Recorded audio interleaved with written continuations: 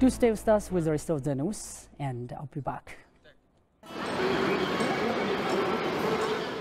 Ethiopia is poised to hold national dialogue to seek remedies for polarized politics affecting its peace and stability. These are issues to be raised in News and Analysis Hour, which we will bringing you in April on this news hour, only on ETV Languages channel. Currently, the rise of inflation is affecting the multi-sector retailer trade in Ethiopian market. ETV will closely look into the matter and bring you analysis and detailed news.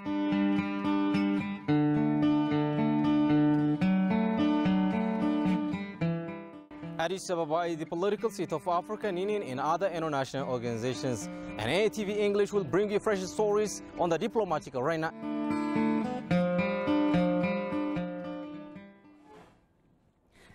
Once again, you're watching at this news hour. With the news, I am Binyam Getana. Thank you for joining us. Now the news in full. Commissioners of the recently formed Ethiopian National Dialogue Commission expressed readiness to conduct fruitful, transparent and successful dialogue meant to address the deep-rooted challenge of the country. While presenting the Commission's performance report to the 547-seat Parliament, Commission's President Mesfin Aria called upon all stakes to play share for the effective of the process. He said the Commission has so far managed to accomplish the exploratory and preparatory phases despite various challenges. Alula Takramariam brings up to speed. The Ethiopian National Dialogue Commission has been established under proclamation number of 1265/2021 in the hope of resolving the differences and disagreements through broad-based, inclusive and participatory public dialogue. 11 commissioners have thus been directly elected by the people to facilitate the dialogue at the top level. The Commission presented its performance report to the Legislative Assembly, pledging to conduct fruitful, transparent and successful dialogue meant to address the deep-rooted challenges of the country. Ethiopia የእምነት ሀገር ነች የእምነት መገኛ ሀገር ነች በሚል We must work closely with religious fathers, community elders and other sects. That's in line with our firm belief that everyone deserves to be represented, that the country is home for all groups. We also consider the role of media to be immense in creating public awareness and present our performance. In this regard, we have done quite a good job. Meanwhile, Mesfin also cited some of the challenges facing the process. There certainly are varied interpretations arising in connection with the meaning and functioning of the national dialogue. For instance, some define the term dialogue as counseling or discussion, while others may say it is deliberation or mediation. I hope gradually we will create a common understanding. Public expectation is another problem. Pressure comes from various groups with their own interests or crawling groups around, so we say to them it is far from smooth sailing. እንዳያችሁት በመጀመሪያ ደረጃ ተቋሙን ራሱን ማቋቋም The report clearly showed that the Commission has successfully organized an institutional structure in terms of accomplishing the two earlier steps. They are also in a good track to begin the coming phase. According to the commissioners, the national dialogue will adhere to a strictly bottom-up approach in a very transparent and inclusive way. The Open Society Initiatives for East Africa is holding an extraordinary session here today to elect the Elderly Council, which will oversee the East African Standby Force. The East Africa Standby Force is a regional organization whose mandate is to enhance peace and security in Eastern Africa region. It is one of the 5 regional multidimensional forces of the African Standby Force, consisting of military, police and civilian components.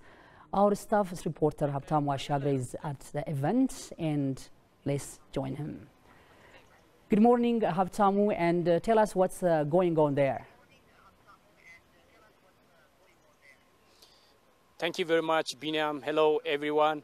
The Ethiopian Standby Force undertaking a lot of workshop activities in the quarter in Addis Ababa. The objective of this workshop is to appoint 5 elders that working on seriously in peace and other conflicts, other problems in the region. I hope these 5 representatives is expected to come from in 5 regions in Africa. I have one information that from those officials said that one is from Central Africa, the other is from East, West, North and South African regions. It's expected that there are a lot of problems facing in Eastern African region. The first point is about the conflict problem that we are facing seriously in East African region. The second one is about poverty and backwardness and political extremism. That was Shagri for the also other problems in Eastern African region. Recently, there are a lot of problems that we are facing in this region. The objective of this workshop is to alleviate such kind of problems. It is very necessary to bring these five elders panels in this institution. I hope these 5 panels are working seriously to alleviate and advising to alleviate such kind of problems. I hope political problems and differences are taking to a lot of lives in Eastern African region, and this institution is seriously working cooperatively with East African nations and also African Union, cooperatively with other regional institutions to alleviate such kind of problems. I hope these 5 institutions are also working seriously to alleviate a lot of problems related with poverty and backwardness, and this is the main objective of today's workshop in this Eastern African Standby Force in Addis Ababa today. That was Habtam Washagre for the report. Thank you so much for joining us. Stepping to another news. JT image photographer Jamal Countess has exposed dishonesty of the Guardian after the latter used a photo he took at Sakota, Amhara state, to illustrate alleged situation in Tigray. The changes to the caption recent publications are dishonest, he said in a tweeted message attaching the original caption, Sakota, Ethiopia, March 30. The picture's caption also read, a group of internally displaced women from Wag Mhera zone sit together in a shelter at the Mebrat Hail IDP camp on March 30, 2022 in Sakota, Ethiopia. The Tigrayan Democratic Party exposed yet another machination by the TPLF. The TDP disclosed that although food aid and medicines are entering Tigray, the terrorist TPLF is using them for political gains. The TPLF claims that aid is not entering the Tigray state is untrue, it added. Speaking to the Ethiopian press agency, TDP public relations head Mulubrhan Haile said his party has full information that relief supplies are entering Tigray, but the aid is not reaching the target people in the state. As to him, the people of Tigray are now in dire straits because of the terrorists, and his party believes that the suffering of the people of Tigray will continue as long as terrorist TPLF exists. He also said that in light of the group's long history of fascistic and dishonest behavior, the people of Tigray cannot live in peace as long as the group exists. Mulubrhan also called on the people of Tigray to fight against the group more than ever.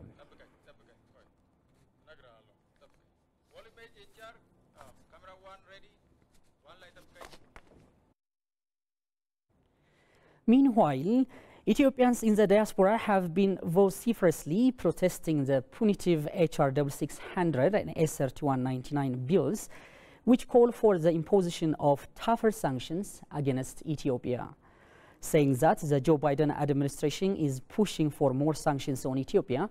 Members of the Ethiopian diaspora have been the beacon of anti-intervention movements across the globe. One such prominent member of the diaspora community who sat down with ETV is Alemayo Abebe. Let's listen to what he has to say. ስሜ አለማየሁ አበበ እባላለሁ። የመጣሁት ከሎስ አንጀለስ ካሊፎርኒያ ነው። ከሀገር ከወጣሁ ወደ 40 ዓመት From Las Vegas, California.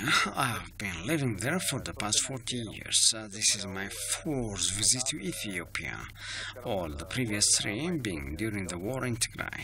During my first visit to Ethiopia, I bumped with around 500 Ethiopian diaspora, and we managed to travel to far-off battlefields where wounded Ethiopian troops were being treated. Over However, our second visit to the country was made in response to the call of the Prime Minister of the country in what was then the Diaspora Homecoming Challenge. During this visit, which spanned for a whole month, we set foot in Afar and Amara, visiting affected areas and people. During the third visit, my wife tagged along with me, where we provided support and explored the real situation in the northern part of the country.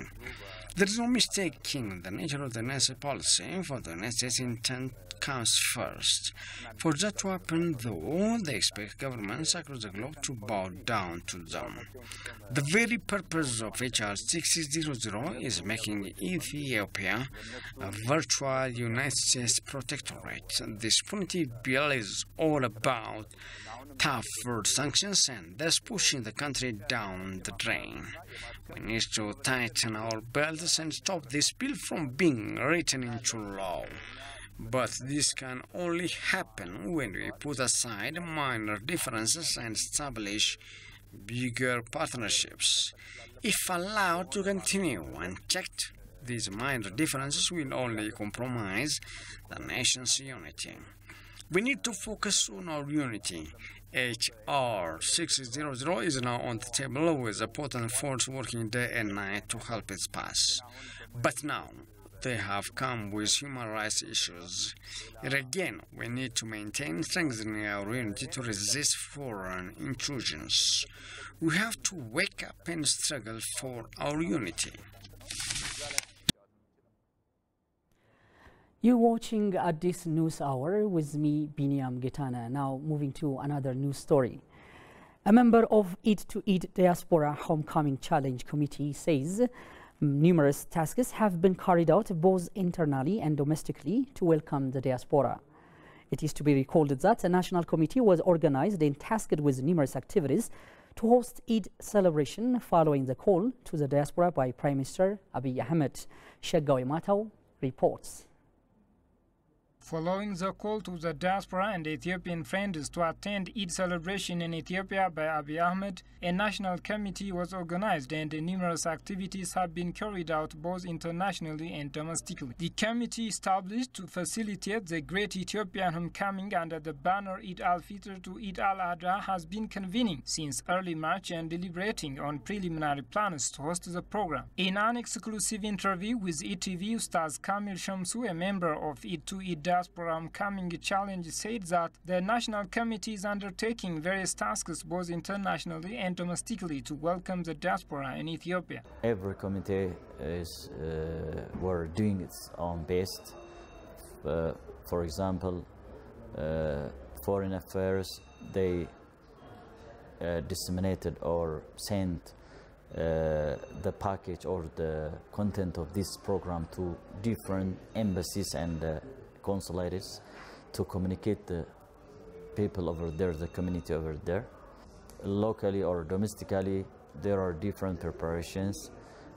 There are different committees and subcommittees to facilitate this program, to welcome the guests, to host them, the logistic areas and security areas, and preparing different programs, meetings, conferences, and symposiums here in Addis and out of Addis also. Kamil also explained the political, economic, and social significance of the Diaspora Homecoming Challenge in connection with the upcoming festivity. They send a message to their friends, to other countries, that Ethiopia is peace.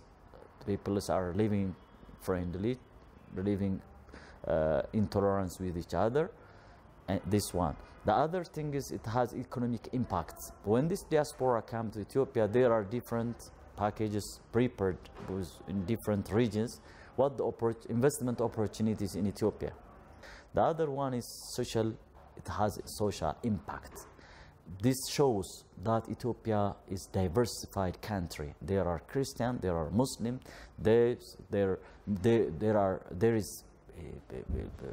people are living equally, respecting each other, respecting one's other's religion, cultures like that.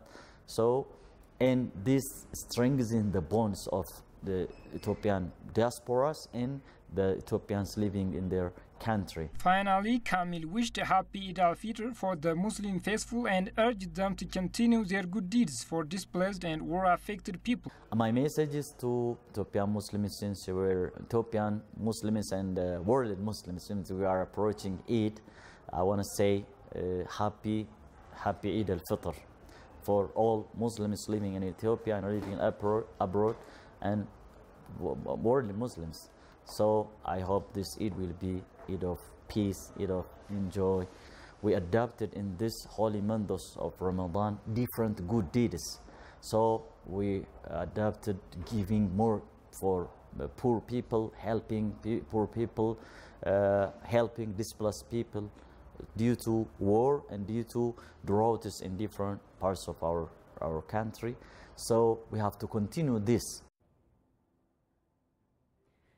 The Ethiopian delegation, led by Ministry of Finance Ahmed Shadeh, held a fruitful discussion with USAID administration, Madam Samantha Power, on the development cooperation between the two countries and current political and economic developments in Ethiopia.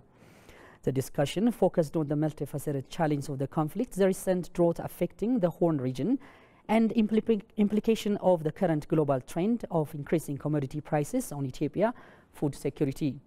The minister highlighted the need to protect the unity, territorial integrity and sovereignty of the Ethiopian state, while acknowledging the USAID reliable and strong partnership and legacy in Ethiopia.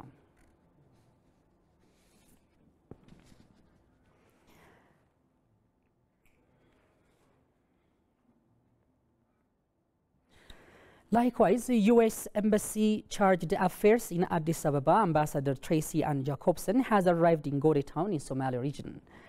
The ambassador and her delegation are in Gode to meet with regional officials and visit U.S. government-funded development projects in the area. The delegation is expected to visit the Higlo internally displaced person camp and other U.S.-funded emergency food assistance to the community and resilience activities in the area. The Higlo IDP camp emerged in February 2022 and hosts over 10,000 individuals, out of which the majority of them are women. The delegation is also expected to visit Gode Hospital, according to our staff reporter, Tigist Nisa. Across all the drought-affected regions, the United States has provided emergency food, including cereals, pulses, and vegetables, to 3.6 million Ethiopians, it was indicated. This includes the drought-affected areas of Dredwa, Oromia, Sidama, Southern Nations and Nationality of People, and Somali regions.